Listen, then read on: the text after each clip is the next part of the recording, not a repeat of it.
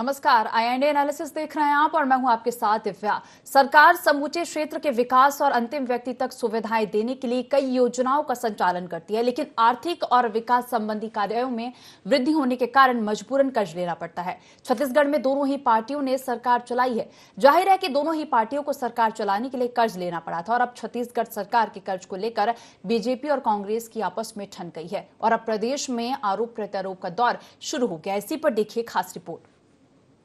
छत्तीसगढ़ में सरकारी कर्ज के बढ़ते बोझ पर सियासत जारी है। साय सरकार कर्ज पर कर्ज ले रही और विपक्ष इस पर सवाल उठा रहा है। कांग्रेस का कहना है कि 5 साल में प्रदेश कर्ज में डूबने के कगार पर रहेगा। फाइनेंशियल मैनेजमेंट और बजट का उपयोग किस तरीके से किया जाए, यह भाजपा सरकार अब तक समझ नहीं पाई है।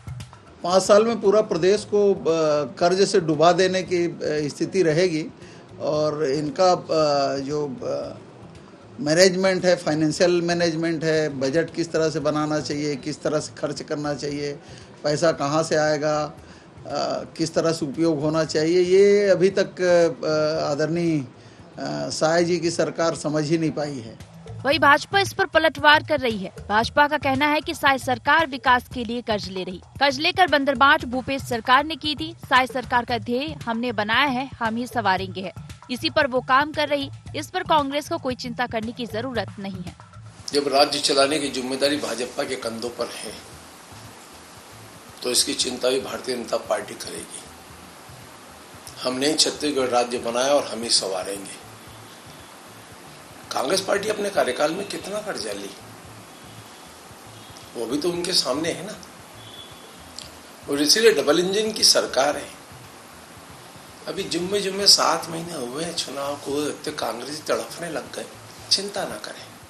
सरकार भले ही जनहित के लिए बनाई योजनाओं के संचालन के लिए कर्ज का सहारा लेती है, लेकिन वास्तविकता यह है कि सरकारी कर्ज का बोझ अंततः जनता के ही कंधों पर पड़ता है, जिसकी भरपाई आम जनता को बढ़ती महंगाई और तरह तरह राजस्व के भुगतान कर करना पड़ता है। ऐसे में सरकार के दावे अपनी जगह हैं, विपक्ष के आरोपों को पूरी तरह नकारा भी नहीं जा सकता। गणेश निषाद के साथ स्टेट हेड निधि प्रसाद की रिपोर्ट। तो चलिए हम इसी पर चर्चा को आगे बढ़ाएंगे। हमारे साथ 2 खास मेहमान जुड़ गए हैं, कांग्रेस प्रवक्ता अमित श्रीवास्तव जी और बीजेपी का पक्ष रखने के लिए निशिकांत पांडे जी। आप दोनों का ही बहुत बहुत स्वागत है। पहला सवाल मेरा आपसे है निशिकांत पांडे जी, कर्ज पर कर्ज लिए जा रहे हैं। कांग्रेस का भी आरोप है कि साय सरकार कर्ज पर कर्ज ले रही है और अगर इसी तरह कर्ज लेती रह गई तो 5 साल में प्रदेश कर्ज में डूबने के कगार पे आ जाएगा। क्या बात है, इतना कर्ज क्यों? दिव्या जी आपको नमस्कार, अमित जी को नमस्कार और आपके सभी दर्शकों को नमस्कार जी। देखिए, ये सवाल वो उठाए जिन्होंने 5 साल में प्रदेश को आर्थिक आपातकाल में डाल दिया, वे लोग सवाल उठा रहे हैं तो अचंभित करता है। देखिए 15 साल की हमारी सरकार में हमने कितना कर्ज उठाया। डॉक्टर रमन सिंह जी के नेतृत्व में हमारी सरकार थी, 42,000 करोड़ का। इनके 5 साल में कितना कर्ज उठा उसका आकलन कीजिए। विषय ये है, कर्ज अगर कोई सरकार या कोई पार्टी लेती है तो विकास के रथ को आगे बढ़ाने का काम करती।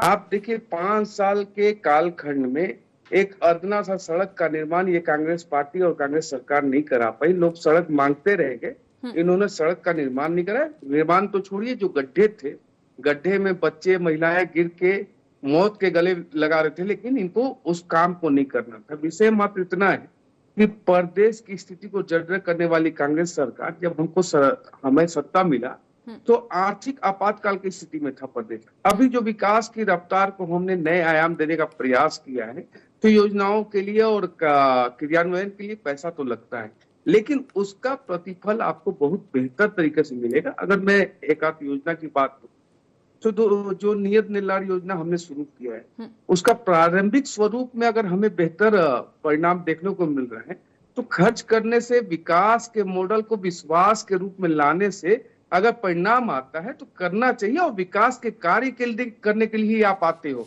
आप विनाश के कालखंड को लिखने के लिए नहीं आते हो। दूसरी बात, हम जो कर्ज ले रहे हैं वो अपने नेत्री के पैरों के नीचे फूल और वो बिछाने के लिए नहीं ले रहे हैं। हम प्रदेश के हर वर्ग के समुचित विकास के लिए ये कर्ज लिए हैं और ये काम कर रहे हैं। इसकी चिंता कांग्रेस पार्टी को कतई नहीं करनी चाहिए।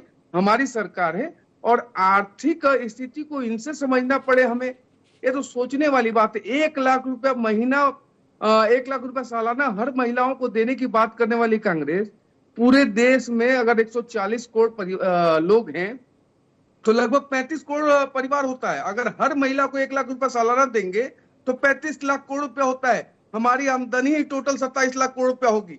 ये हमें बता रहे हैं, अगर आर्थिक अर्थशास्त्र बता रहे हैं तो पहले ही अपना अर्थशास्त्र चेक करें। हमारी सरकार साए काम कर रही है और विकास के काम में अगर पैसा लगाना पड़ता है तो हम लगाएंगे। जैसे पीएम आवास के लिए उन्होंने पैसा नहीं दिया, इस कारण से पीएम आवास वापस हुआ था, उसको भी हमको बनाना है। तो सारी योजनाओं को आगे लेके हम चल रहे हैं और जनता के जनहितैषी आशा आकांक्षाओं के अनुरूप काम कर रहे हैं। तो कोई समस्या नहीं कर्ज लेने में, अगर विकास के काम आप लगातार कर रहे हैं। जी दिव्य जी, अमित जी से जवाब ले लेते हैं। अमित जी, निशिकांत जी का कहना है कि हमारी सरकार जो है साए काम कर रही है और विकास की रफ्तार के लिए जो कर्ज लिए जा रहे हैं, क्या कहेंगे? देखिए, लगातार मैं अपने भाजपा के बहुत ही सम्मानित मेरे मित्र अभिन्न मित्र की बातों को मैं बहुत गौर से सुन रहा था जी। और लगातार उन्होंने कई सारे प्रश्न दागे और कई आरोप कांग्रेस पे लगाए। मैं सिलेवार दिव्या जी, आपकी परमिशन से उनको जवाब देना चाहता हूँ। सबसे आखिरी में उन्होंने कहा हमारी सरकार साए काम कर रही है। ये तो आप कह रहे हैं कि साए काम कर रही है, लेकिन जनता इस प्रदेश की क्या कहती है वो भी आज सुन लीजिए। सत्य है, ये साए नहीं, आए बाएं सरकार है, इसे पता ही नहीं कि क्या करना है। पहली चीज। दूसरी चीज, इन्होंने कहा कि हम कर्ज ले रहे हैं। निश्चित तौर पे कर्ज कौन व्यक्ति लेता है, मैं आपको बताना चाहता हूं कि जो विकास करेगा, जो विकास करता है वो कर्ज भी लेता है निश्चित तौर पे।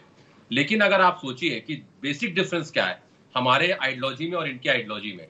हमने कर्ज लिया, इनके कार्यकाल में 15 सालों में 15,000 से ज्यादा किसानों ने आत्महत्या किया। इनके कार्यकाल में लगातार जिस प्रकार से उनका एमएसपी नहीं मिलता था, लगातार ऐसी अनगिनत योजनाएं हमने लाई। हमारे कार्यकाल में दिव्या जी, किसान समृद्ध हुआ, सशक्त हुआ, खुशहाल हुआ। और हम तो कर्ज लेते थे। हमने उस समय भी कहा था और आपके लोकप्रिय चैनल पे मैंने अनेकों बार कहा है कि हम कर्ज एक बार नहीं 100 बार लेंगे हम अपने किसानों को। क्योंकि हम कर्ज लेंगे, क्योंकि हमने वादा किया है कि हम आपकी खरीफ की फसल को खरीदेंगे। और जब हमारी सरकार आई, चाहे 2018 में अगर आप देख लीजिए, 18-19 में 80.37, 19-20 में देख लीजिए 83.94 और 20-21 में 92 लाख और उसके बाद 105 लाख करोड़। मतलब लगातार हमने अपना ही रिकॉर्ड तोड़ा, किसानों को समृद्ध किया और अन्नदाता जिनको उनकी मेहनत का सही दाम नहीं मिलता था। और आज वो सरकार जो बैठी है इस प्रदेश में, आप देखिए कि जिस प्रकार से 2100 रुपए नहीं देते थे, 300 रुपए बोनस नहीं देते थे जो अभी दिए हैं। चुनाव के समय इन्होंने घोषणा की थी और लगातार उस समय किसान भाइयों को ठगते रहे। और जो 2100 नहीं देते थे Divya ji, point to be noted, आप समझिए इस बात को, आज वो 3100 रुपए दे रहे हैं। किसके कारण? हमारे कारण। तो लगातार मैं आपको ऐसे अनगिनत योजनाएं गिना सकता हूँ। राजीव गांधी किसान न्याय योजना के मार्फत से जो हमने किसानों को पैसा दिया, लगातार गोधन न्याय योजना हो, स्वराजी हमारी गांव योजना हो, चाहे स्वामी आत्मानंद जो स्कूल हमने खोला, लगातार चाहे मुख्यमंत्री कुपोषण से बाहर निकालने के लिए योजना हो, चाहे अंतिम व्यक्ति तक सरकारी योजनाओं का लाभ पहुंचे, उनकी स्वास्थ्य की हमने चिंता की। और लगातार जिस प्रकार से हमने कहा सभी सुलभ स्वास्थ्य सेवाएं हमने इस प्रदेश की लाए। ऐसे अनगिनत योजना, अगर मुझे लगता है कि सस्ती बिजली, जिस प्रकार से मैं आपको बताना चाहता हूं कि उस समय भी हमने जो कहा था किसान भाइयों को, लगभग 17,82,000 किसानों का हमने 9 लाख करोड़ रुपए से ज्यादा हमने माफ किया। हमने किसान भाइयों का जो किसान कहते ना सिंचाई कर माफ किया। मतलब हमने एक प्लानिंग के तहत हमारे अन्नदाताओं को हमने समृद्ध करने का काम किया और सभी वर्गों को साथ लेके हमने काम किया। स्कूल खोले, इंफ्रास्ट्रक्चर के लिए हमने काम किया और लगातार हमने काम किया। और मुझे लगता है कि भाजपा के लोग को ये बताना चाहिए कि इन 7 महीनों में इन्होंने ऐसा क्या किया है जिसके इनको इतना कर्ज लेना पड़ रहा है। हमने तो योजनाएं गिना दी। चलिए निशिकांत जी, जवाब दे दीजिए। बड़े भाई बड़े बुद्धिमान हैं, लेकिन आकलन करने में थोड़ा सा इनकी गंभीरता नहीं है। अगर ये गंभीर होते तो शायद आज ये जवाब दे रहे होते और मैं सवाल पूछ रहा होता किस कारण से, अगर इतनी शानदार योजनाएं चलाई और सभी वर्गों को आपने लाभ पहुंचाया, तो आज क्यों 71 की सीट वाली कांग्रेस पार्टी 35 पे सिमट के रह गई? इसका भी तो आकलन कोई करेगा महाराज कि नहीं करेगा? आखिर आपकी जो टीम काम कर रही है उसको सोचना पड़ेगा थिंक टैंक को कि आखिर कैसे सरकार चली गई अगर इतना अच्छा काम कर रहा था। विषय ये था कि आपकी सरकार भूपेश की सरकार नहीं थी, झूठेश की सरकार थी। जो वायदे किए थे आपने, 35 वायदे किए थे, 35 के 35 वायदे अपूर्ण रहे। इस कारण आपकी सरकार को प्रदेश के किसान, प्रदेश की महिलाएं प्रदेश के युवाओं ने उखाड़ के फेंका। ये कोई बाहर से आके वोटिंग नहीं किए और अब तो ईवीएम पे भी आप दोष नहीं दे सकते। तो विषय ये है दिव्या जी कि इनका जो चाल चरित्र और चेहरा है पूरे प्रदेश ने देखा। ये बोले कि कौन सी योजना चल रही है, 2100 रुपए में तो आप बड़ा मतलब सीना ठोक रहे हो कि हमने दिया, और खुद बोल रहे हो कि हम 3100 दे रहे हैं। तो आपको योजना का ज्ञान नहीं है या जनता को भ्रमित करना चाहते हैं। महतारी वंदन योजना जो हम दे रहे हैं वो आपके संज्ञान में नहीं है। आपने ये सारे वायदे किए थे चुनाव से पूर्व आपने 3200 रुपए धान खरीदी करने की बात कही थी और 1500 रुपए महिलाओं को पर महीना देने की बात कही थी। जनता आपके झांसे में क्यों नहीं आई, इसकी भी तो चिंता कर लो महाराज। अभी भी चिंता नहीं करना है, ठीक है, विरोध करने के लिए सिर्फ विरोध करना है तो आपका ये अधिकार है। कर्ज का बोझ जो है वो तो बढ़ता ही जा रहा है। अगर आंकड़ों पर बात करें तो भूपेश सरकार के 5 साल के कार्यकाल में 54,491 करोड़ के आसपास जो है कर्ज लिया गया था। वहीं अगर साय सरकार की बात की जाए तो अभी 6 महीने में ही 28,000 करोड़ के आसपास पहुंच गया। तो अगर रेशियो देखा जाए तो इस हिसाब से 5 साल में बहुत ज्यादा हो जाएगा। That's my point. अभी इन्होंने कहा ना पॉइंट टू नोटेड, तो नोटेड आप कीजिए। 15 साल में 42,000 करोड़ रुपए जब हमने लिया तो 5 साल में ये 54,000 करोड़ रुपए क्या कर रहे थे? अपनी नेत्री के पैरों के नीचे फूल बिछाने के लिए पैसा आप ले रहे थे कर्जा। विषय मात्र इतना है कि हर वर्ग को ठगने वाली कांग्रेस पार्टी अगर इतना कर्ज ली है और एक अदना सा सड़क का निर्माण नहीं कर पाई। अभी इन्होंने कहा स्कूल खोले, अरे स्कूल का निर्माण नहीं किया आपने, खाली नाम बदला।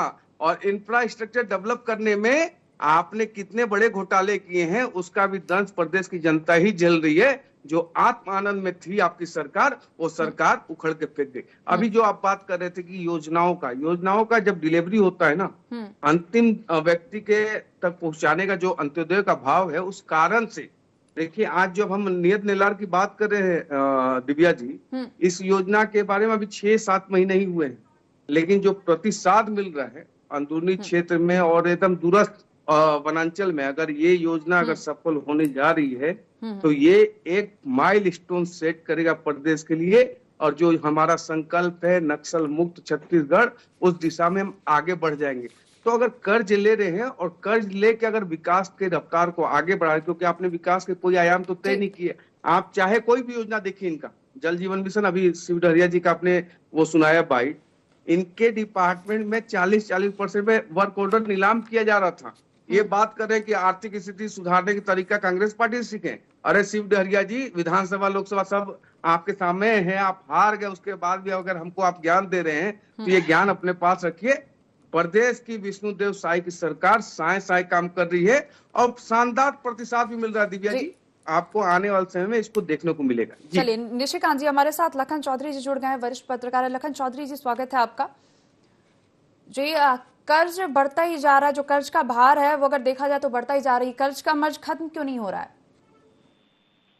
हाँ, निश्चित रूप से देखिए, सरकार ने बहुत सारी ऐसी योजनाएं शुरू कर दी हैं जिसके कारण कर्ज लेना ही पड़ेगा। देखिए, इनके पास कोई विकल्प नहीं है, कोई भी सरकार हो। देखिए, पहले कांग्रेस भी जो है इन सब चीजों के लिए जब कर्ज लेती थी तो भाजपा आरोप लगाती थी कि कर्ज का बोझ बढ़ता जा रहा है, और वही अब कांग्रेस जो है आरोप लगा रही है भाजपा के ऊपर। तो देखिए, दोनों जो पार्टियां हैं, चाहे वो कांग्रेस हो चाहे भाजपा हो, इनको वोट बैंक के लिए अपने वोटर्स को साधना है।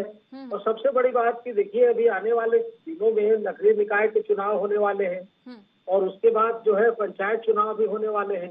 तो वोटर्स को बांध कर रखना, मना कर रखना इनकी मजबूरी है। तो आज की तारीख में ऐसा है कि रेबड़ी कल्चर जो है, कोई भी पार्टी सत्ता में आए तो उससे बच नहीं सकती, और उसके बचने के लिए जो बहाने होंगे वो तमाम तरह के बहाने होंगे। भाजपा जो है कांग्रेस की आलोचना करेगी, कांग्रेस जो है भाजपा की आलोचना करेगी, लेकिन हकीकत ये है कि किसी भी, चाहे वो राज्य की सरकार हो चाहे भाजपा की कांग्रेस की, इनको वित्तीय स्थितियों से, वित्तीय नियंत्रण से केवल बातें होना है, होना जाना कुछ नहीं है, और ये लोगों को करना भी कुछ नहीं है। चलिए अमित श्रीवास्तव जी, आपके पास आना चाहूंगी। अभी निशिकांत जी का कहना है कि जितना कर्ज रमन सरकार ने 15 साल में नहीं लिया, उतना भूपेश सरकार ने 5 साल में लिया। साथ ही जितनी भी योजनाएं आपने गिनाई, उन सारी योजनाओं में बंदरबाट का आरोप लगा रहे हैं। केंद्र में बैठी हुई इनकी डबल इंजन की सरकार है, जो वहां और यहाँ इनकी सरकार है। अब लोग भी कहने लग गए हैं कि वो लीक सरकार है, यहाँ की वीक सरकार है। और लगातार हमने देखा है कि जनता भी कहते हैं ना कि जनता भी सारी चीजों को देखती है साहब। और आप चुनाव जीत गए तो इतना अहम और वहम मत पालिए। अभी बांग्लादेश में भी देख लीजिए क्या हो रहा है। 1 महीना पहले ही वो चुनाव जीती थी और आज क्या स्थिति है, भगवान ना करे ऐसी स्थिति किसी भी देश में परिस्थिति पैदा ना हो।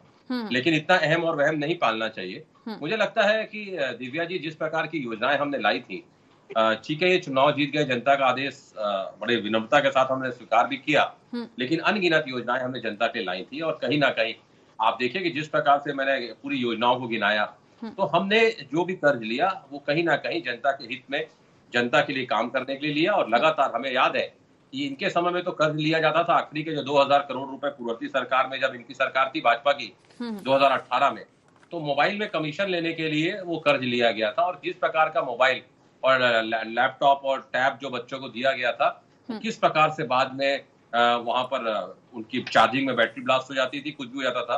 तो इतना कमीशन खोरी, और हमने नहीं कहा, इनके पूर्व मुख्यमंत्री जी ने कहा था अपने कार्यकर्ताओं को, नेताओं को, 1 साल कमीशन खोरी मत करिए तो 15 साल 30 साल हमारी सरकार रहेगी। मतलब वो जानते थे, खुद 15 साल मुख्यमंत्री थे दिव्या जी, और वो जान चुके थे कि हमारे नेता कहीं ना कहीं कमीशन खोरी कर रहे हैं।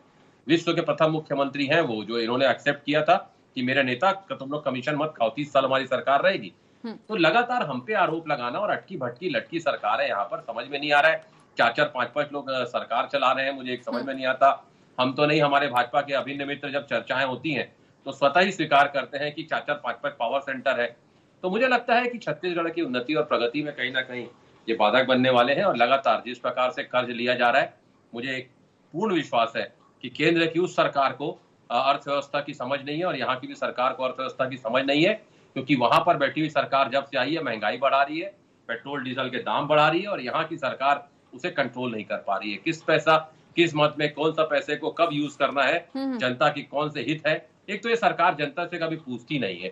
और जिस प्रकार से मैंने कहा ना कि अब जैसे स्काई वॉक ही ले लीजिए, अपनी जिद को पूरी करने के लिए स्काई वॉक को इन्होंने बनाने का फिर से निर्णय लिया है। जनता से एक बार भी नहीं पूछा कि आपको चाहिए क्या।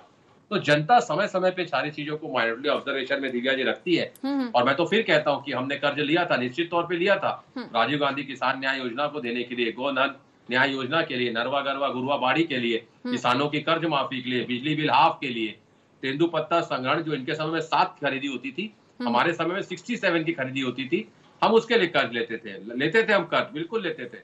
और मुख्यमंत्री शहरी श्रम योजना के लिए लेते थे, किसानों की जमीन वापस करने के लिए लेते थे, लगातार इंफ्रास्ट्रक्चर के लिए लेते थे, लोगों के स्वास्थ्य के लिए लेते थे, लोगों को अच्छी शिक्षा किस लिए मिले उसके लिए लेते थे। अमित जी, निशिकांत जी से जवाब ले लेते हैं, क्या कह रहे हैं निशिकांत जी? कहना है कि फाइनेंशियल मैनेजमेंट का अनुभव नहीं है, बजट का उपयोग किस तरह से किया जाए सरकार समझ नहीं पा रही है, क्या कहेंगे इससे लेकर? अब वो तो अमित श्रीवास्तव जी और उनकी सरकार, मतलब जो उनकी पार्टी है वो घमंड में रहती है, उनको दिखता नहीं। विषय यही इन्होंने कहा कि भ्रष्टाचार की प्रथम बार 1 रुपया में 15 पैसा पहुंचता है स्वर्गीय आदरणीय राजीव गांधी। इन्हीं कांग्रेसियों के लिए कहा था कि सारे कांग्रेसी भ्रष्ट हैं, 1 रुपया भेजता हूँ 15 ही पैसा जनता के पास पहुंचता है, तब भी कांग्रेसी सुधरे नहीं। दूसरा विषय, हमारे बड़े भाई ने कहा कि भगवान न करे बांग्लादेश जैसा स्थिति है, जब तक हिंदू सनातनी यहाँ पे धरती पे है भारत के, ऐसी स्थिति कभी जीवन में उत्पन्न नहीं होगी। ये आप याद रखिए, आपकी मंशा पूरी नहीं होने वाली अगर ऐसी कल्पना आप रखते हैं। बांग्लादेश की स्थिति भारत जैसा आपने ही कहा था, ये लोग कहते हैं हंगर इंडेक्स में बांग्लादेश हमसे ऊपर है, यही लोग कहा करते थे हंगर इंडेक्स में, हैप्पीनेस इंडेक्स में हमसे ऊपर है बांग्लादेश। क्या स्थिति आज? गर्व है मेरे हिंदू होने का, अमित श्रीवास्तव जी, इसलिए इस भ्रम में मत रहिए कि आप ही लोगों के कारण देश चल रहा है। अमित जी एक-एक करके प्रतिक्रिया दें प्लीज।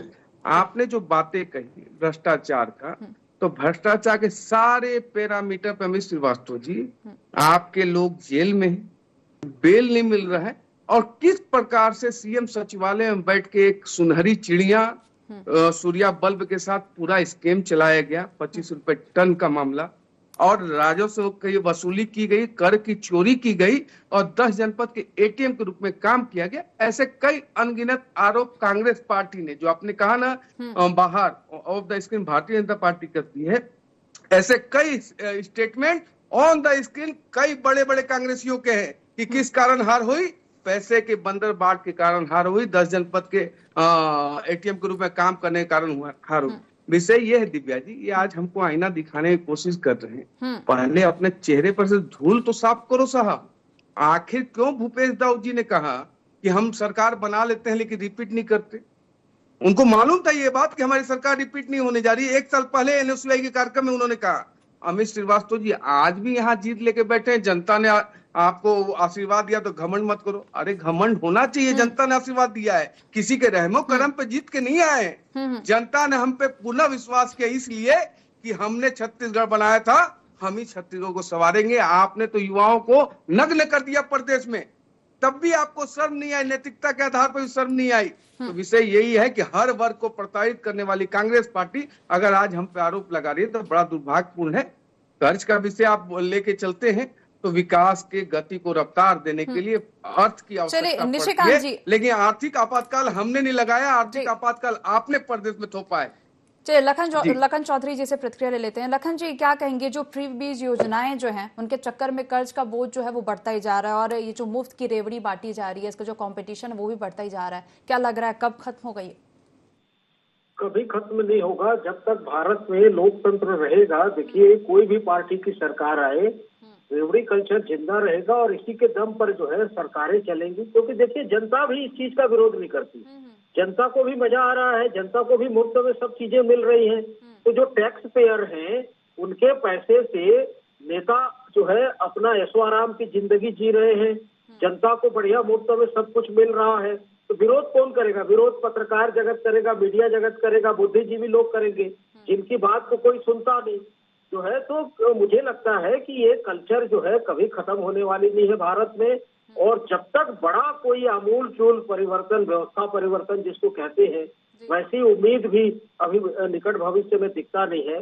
तो मुझे तो कोई उम्मीद की किरण नहीं दिखती। कर्ज का बोझ सरकारों पर बढ़ता ही जाएगा और जनता भी मजे से सुख जो है अपना रेवड़ी कल्चर का फायदा उठाएगी, लाभ लेगी। और ऐशो आराम तो कर ही रहे हैं जो है सारे जनता लोग, जनता के पैसे से और जो है टैक्स के पैसे से नेता लोग। तो नेता लोग, नौकरशाह, ये जिस तरह से लोकतंत्र कहते हैं, लेकिन लोकतंत्र के नाम पर जिस तरह से आरामदायक और विलासितापूर्ण जीवन जो जी रहे हैं, तो उस विलासितापूर्ण जीवन को कोई छोड़ना नहीं चाहता।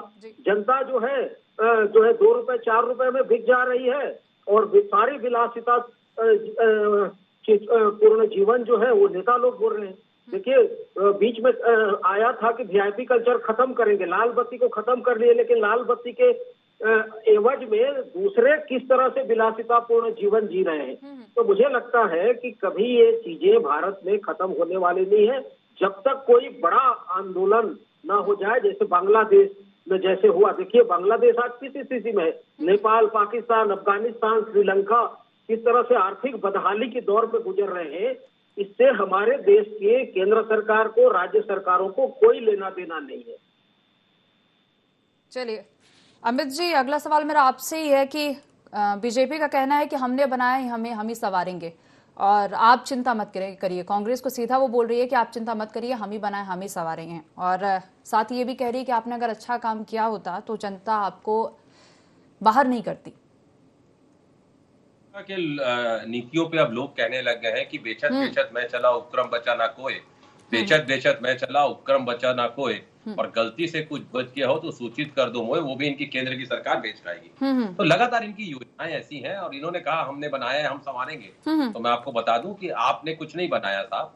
छत्तीसगढ़ की जनता ने चाह थी, छत्तीसगढ़ की हम लोग ने सबने आंदोलन किया है। छत्तीसगढ़ की जब दिग्विजय सिंह सरकार थी, उन्होंने वहां का मध्य प्रदेश पर रिजोल्यूशन पास किया था। ठीक है, आपकी केंद्र में सरकार थी, आपने उसको एक्सेप्ट किया, लेकिन आपने कहा कि हम संवारेंगे। तो निश्चित तौर पे अगर आप संवारेंगे तो छत्तीसगढ़ की 3 करोड़ जनता के साथ एक एक कांग्रेसी भी आपके साथ है। लेकिन अगर आप छत्तीसगढ़ की जनता के साथ जिस प्रकार आप सौतेला व्यवहार करते हैं, योजनाओं से दूर रखते हैं, केंद्र में कैबिनेट मंत्री नहीं बनाते, खाद बीज की कमी पे आप कुछ बोलते नहीं है, ट्रेन रुक जाती तो आप कुछ बोलते नहीं है, बारदाने पे आप कुछ बोलते नहीं है, जब आपके नेता चुप रहते हैं तो कम से कम हम विपक्ष में होने के नाते हम तो चुप नहीं रहेंगे, जनता की आवाज को बुलंद करने का काम करेंगे। ठीक है अमित जी, चलिए निशिकांत जी से छोटी सी प्रतिक्रिया ले लेते हैं। निशिकांत जी क्या कहेंगे?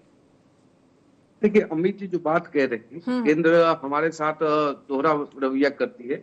कई प्लेटफॉर्म पे आदरणीय भूपेश बघेल जी, आदरणीय टीएस सिंहदेव जी ने कई प्लेटफॉर्म पे कहा कि जितना मांगते उससे कहीं ज्यादा केंद्र हमको देता है। लेकिन चूंकि विरोध के नाम पे ही विरोध करना है कांग्रेस पार्टी को, क्योंकि इनका पूरा जमीन सड़क चुका है, जमीन बदल चुकी है, इनको एहसास हो गया है, प्रदेश की जनता ने इनको एहसास कराया है कि लोकसभा में भी और विधानसभा में भी, आने वाले नगर निगम में भी इनको प्रदेश की जनता एहसास कराएगी कि आपको मौका दिया था, आपने पूरे प्रदेश को आर्थिक आपातकाल में डाला, उसका परिणाम ये आपके समक्ष है। और मैं पुनः कहता हूं कि कांग्रेस पार्टी इस बात की बिल्कुल चिंता न करे, आर्थिक स्थिति बहुत बेहतर है हमारी, और साए साए प्रदेश की सरकार काम करे। जी दिव्य जी, फिर कर्ज क्यों ले रहे हैं जब वित्तीय स्थिति अच्छी है?